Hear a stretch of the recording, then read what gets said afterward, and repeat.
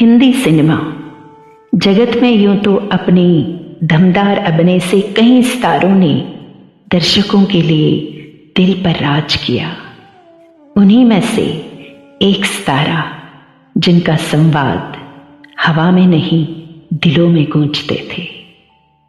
दोस्तों, आज हम बात करने जा रहे उस शख्स की जिसकी आवाज में थी शेर की दहाड़ और अंदाज में था ऐसा नवाबपन जो जमाने भर में किसी और के पास नहीं। जी हाँ, राजकुमार, एक ऐसा नाम जो सिर्फ बॉलीवुड नहीं बल्कि उनके अंदाज, एटीट्यूड और आवाज का प्रतीक बन गया। हमसे जमाना खुद है, जमाने से हम नहीं। राजकुमार का असली नाम था कुलभूषण पंडित, जो कि एक कश्मीरी फैमिली से बिलोंग करते थे। पाकिस्तान के बलूचिस्तान में 1926 को जन्मे राजकुमार बैचलर्स डिग्री पूरी करके मुंबई आए और बतौर ट्रैफिक इंस्पेक्टर का जॉब मिला उनको वहां पर।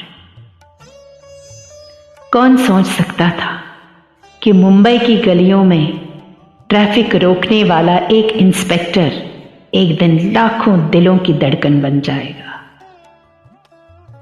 एक दिन एक फिल्म निर्माता का चालान काटा उन्होंने और उसी निर्माता ने कहा उनकी आवाज सुनकर, अरे आपको तो फिल्मों में होना चाहिए जानी।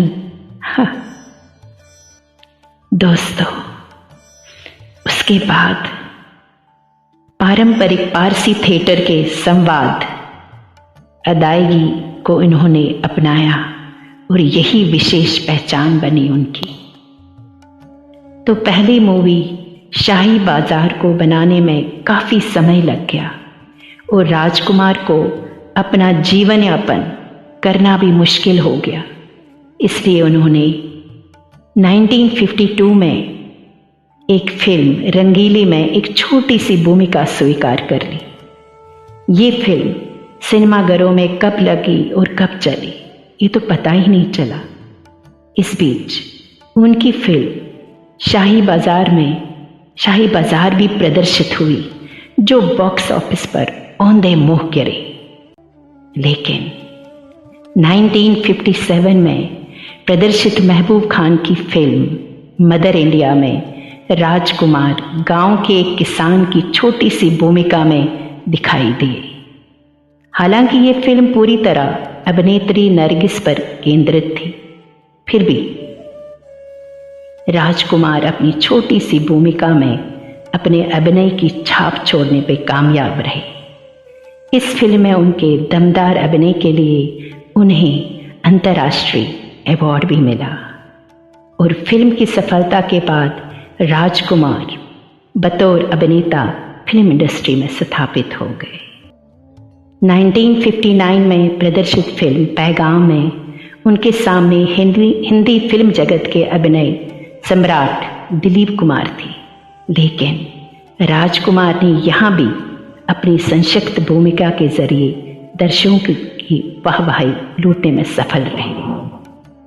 इसके बाद राजकुमार ने एक से बढ़कर एक हिट मूवीज दी। दिल अपना प्रीत पर आए, गोदान, दिल एक मंदिर, दूज का चांद, ऐसे फिल्मों में उनको कामयाबी मिली। वही पुराना रंग, वही ढंग, वही मिजाज, वही घमंड। वो तो था और है और हमेशा रहेगा। वर्ष 1965 में एक और फिल्म काजल की जबरदस्त कामयाबी के बाद राजकुमार बतौर अभिनेता अपनी अलग पहचान बना ली उन्होंने।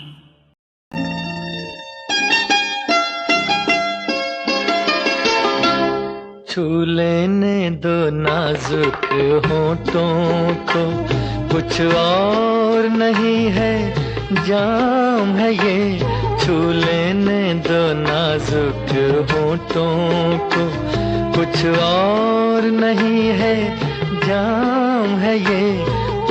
और 1965 B.R. चोपड़ा की फिल्म वक्त में अपने लाजवाब अभिनय से वो एक बार फिर से अपनी और दर्शक का ध्यान आकर्षित करके मैं सफल रही। फिल्म वक्त में राजकुमार का बोला गया एक संवाद। चिनाई सेठ, जिनके अपने घर शीशे के हों वो दूसरों पर पत्थर नहीं फेंका करते। फिर चिनाई सेठ, ये छुरी बच्चों की खेलने की चीज नहीं, हाथ कट जाए तो खून निकल आता है। दर्शकों के बीच काफी लोकप्रिय हुआ ऐसे डायलॉग्स। मोहब्बत के सुहाने दिन, जवानी की हंसी रातें। राजकुमार कभी भी किसी खास इमेज में नहीं बंधे, इसलिए अपनी इस फिल्मों की कामयाबी के बाद भी उन्होंने हमराज, नीलकमल, मेरे हुजूर, हीरांझा और पाकीज़ा में रूमानी भूमिका भी स्वीकार की। आपके पांव देखे बहुत हसीन है, इन्हें जमीन पर मत उतारिएगा, मैले हो जाएंगे।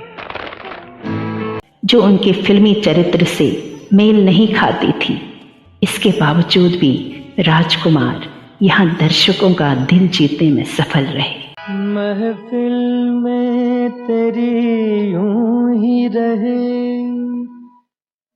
जश्न चरागां, आँखों में ही ये रात गुजर जाए तो अच्छा। 90 के दशक में राजकुमार ने फिल्मों में काम करना काफी कम कर दिया, क्योंकि इनको गले का कैंसर हो गया था। और इसके बाद अकेले रहने वाले राजकुमार ने शायद ये महसूस कर लिया था कि मौत उनके काफी करीब है। पता नहीं सीता, ये आने वाला वक्त मुझे वापस तुम्हारे पास आने देगा या नहीं। इसीलिए अपने पुत्र पुरु राजकुमार को उन्होंने अपने पास बुला लिया और कहा, देखो, मौत और जिंदगी इंसान का निजी मामला होता है। मेरी मौत के बारे में मेरे मित्र चेतन आनंद के अलावा और किसी को नहीं बताना। मेरा अंतिम संस्कार करने के बाद ही फिल्म उद्योग को सूचित करना। ये था उनका जीवन, जो मैंने आपको बता दिया। धन्यवाद।